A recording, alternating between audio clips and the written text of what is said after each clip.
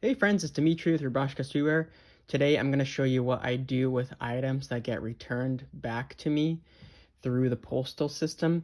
These are returns that the customer is not making, but the postal system itself is making it. And I'll explain each scenario. So I had these come back all within a week of each other, something like that.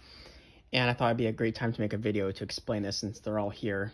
So this is the first one. It's a RTS. That means return to sender. So sometimes this happens. The post office will send a package back if they cannot find the address or it's incorrectly marked, and that comes back to me. So what I do in this case, if it's an international order, I refund the customer the cost of the shipping and the product, so what they paid for it, and that basically evens it out as if a sale didn't happen. Then what I do is I email them a draft order, which means I basically duplicate their order and say, hey, if you want to buy your order again, here you go. And it's the exact same items and everything. The reason why I do that is because I could email them directly and get their correct mailing address, but what's going to happen is I'm going to eat a lot of the shipping costs because to ship something like this to Australia, which is where this came from, this is like probably 20 bucks. So it wouldn't be necessarily worth it. It's better to cancel the order and another customer could buy it, or if they choose to, they could just repurchase it, and basically it cancels out as the order is just going back again. It's not like you're making another sale. So that's what I do with those. If if I get an RTS and it's a domestic order from the US because I live here, typically I will just email the customer directly, ask them for an updated address, and I'll send this out because the shipping cost in the US is much lower and it's something that I can eat as the business. All right, here's a second package. This one came back here the other day. So, oh yeah, I have these stickers here because it's just covering up personal information of the customer. But anyways, this one came back as a non-claimed item.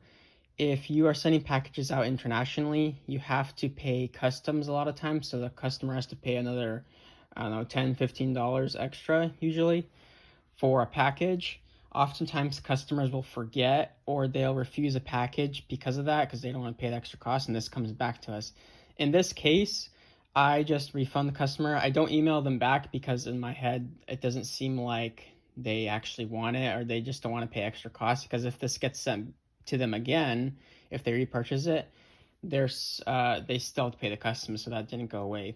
Sometimes these people the person will contact me and say, hey, why did my package get back and get sent back? Why did I get refunded? And I'll say, oh, this is why. Here, I'll send you a draft order if you want to repurchase it. That does happen once in a while, but typically if it's this situation where they don't want to pay customs, I just refund them and it's a canceled order essentially.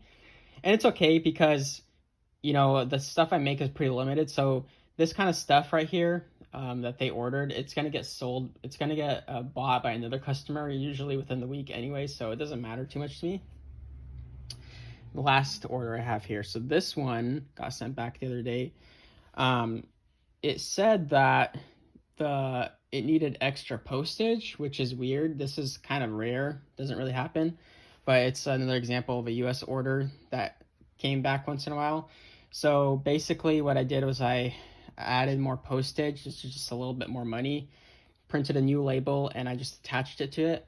And this is going to get sent out today. One tip I have for you guys, if you have a package that's relatively intact, like this one, these are all pretty good.